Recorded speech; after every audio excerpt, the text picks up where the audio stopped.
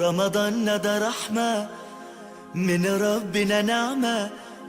بيحل حياتنا ويفرشها ورود. رمضان ده حياتي. بسم الله الرحمن الرحيم. الحمد لله رب العالمين، والصلاة والسلام على سيد المرسلين خاتم النبيين محمد وعلى آلہ وصحبہ اجمعین، اما بعد۔ معزز ناظرین، اللہ تعالیٰ کا فضل اور اس کا احسان ہوا کہ اللہ تعالیٰ نے ہمیں زندگی میں ایک مرتبہ اور رمضان کا مبارک مہینہ عطا کیا، اور یہ رمضان کا مبارک مہینہ ابھی ہم سے رخصت ہونا چاہتا ہے۔ رمضان کا مہینہ دراصل اللہ تعالیٰ نے بندوں کی تربیت کے لیے عطا کیا ہے، ایک تربیت کا وقفہ ہے جس میں انسان کی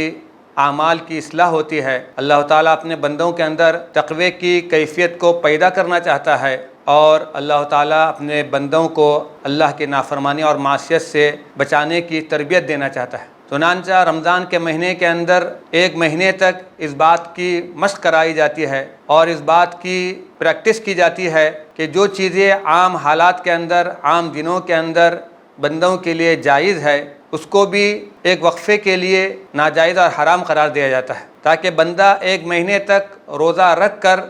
اس بات کی مشق کرے کہ اللہ کی منع کردہ چیزوں سے انسان کو، اللہ کے بندوں کو بچنا چاہیے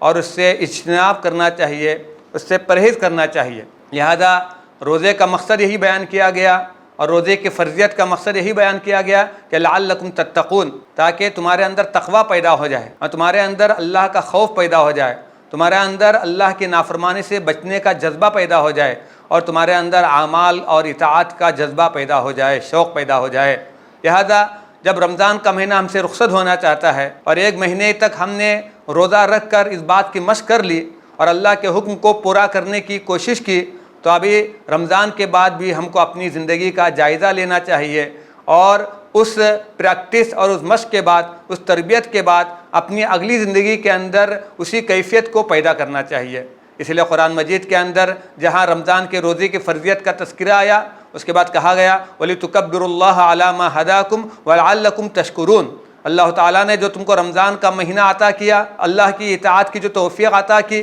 اور اللہ کی نافرمانی اور گناہ سے بچنے کا جو موقع دیا، اس پر تم اللہ کی بڑائی بیان کرو، اللہ کا شکر ادا کرو۔ اور اللہ کا شکر اور اللہ کی بڑائی یہی ہے کہ رمضان کے بعد بھی ہم اپنی زندگی کو اللہ کی اطاعت کے مطابق گزارے، اللہ کے حکم کے مطابق گزارے، اللہ کی نافرمانی اور اللہ کی منع کردہ چیزوں سے بچ کر زندگی گزارے۔ چنانچہ حدیث کے اندر بھی اس کا اشارہ ملتا ہے کہ للصائم فرحتان، فرحۃ عند فطرہ، فرحۃ عند لقاء ربہ۔ یعنی ایک تو رمضان کے مہینے کے اندر روزہ رکھ کر ہم روزہ مکمل کر دیتے ہیں اور عید مناتے ہیں، اس وقت انسان کو خوشی ہوتی ہے، یہ تو رمضان کے ایک مہینے کا روزہ ہوا، اور ایک دوسرا روزہ ہے پوری زندگی کا روزہ ہوتا ہے۔ یعنی جس طرح رمضان کے مہینے میں ہم گویا کہ اللہ کی حکم کے مطابق اللہ کی ان چیزوں کو جو عارضی طور پر ہم پر حرام کر دی گئی، کھانا پینا اور دوسرے گویا کہ روزے کو توڑنے والی چیزوں سے ہم کو روکا گیا، ہم اس سے بچتے ہیں، اور صرف اللہ کے خوف کی وجہ سے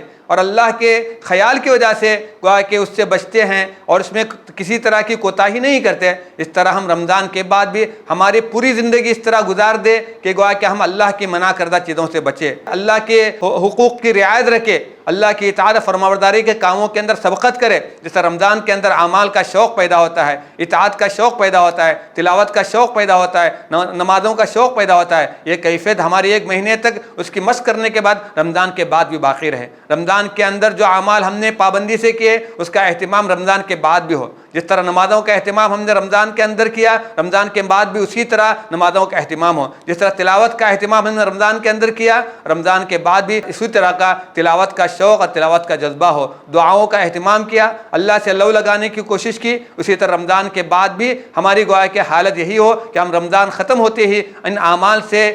پیچھے نہ رہے، ان اعمال کو چھوڑ نہ دے، بلکہ اس کی ترتیب کو باقی رکھے، اور ہمارے پورے 11 مہینے رمضان کے مبارک مہینے کی تربیت کے نتیجے کے اندر اللہ کی اطاعت فرمانبرداری کے ساتھ، اللہ کی نافرمانی سے بچتے ہوئے، اللہ کے احکام کو پورا کرتے ہوئے اور اللہ کے احکام کی رعایت رکھتے ہوئے گزر جائے، تو دراصل یہی رمضان کا فائدہ ہوگا اور رمضان کا مقصد حاصل ہو جائے گا۔ اور رمضان کے اندر جو رمضان کا پورا مہینہ ہم گزار کر رمضان کے اختتام پر پہنچ رہے ہیں، تو رمضان کے بعد والی کیفیت بھی ہماری اسی طرح کا ہونی چاہیے۔ لہذا رمضان کا پیغام اور رمضان کے اختتام کا پیغام یہی ہے کہ ہم رمضان میں جس طرح کے اطاعت فرمانبرداری کی مشق کر کے رمضان کو گزارا تو رمضان کے بعد بھی ہمارا گویا کہ معاملہ اللہ کے ساتھ اسی طرح کا ہو جیسے رمضان کے اندر تھا، اور جیسے رمضان کا روزہ رکھ کر ہم عید منا رہے ہیں، عید منانے کے قریب جا رہے ہیں، اس طرح ہم پوری زندگی کا روزہ یعنی پوری زندگی اللہ کی منع کردہ اور حرام کردہ چیزوں سے بچ کر زندگی گزارنا اور اللہ کے تقوی کا خیال زندگی گزارنا، یہی گویا کہ ہماری زندگی کا مقصد ہونا چاہیے۔ اس کے نتیجے کے اندر جب موت آئے گی تو اس وقت جو ہمارا افطار ہوگا،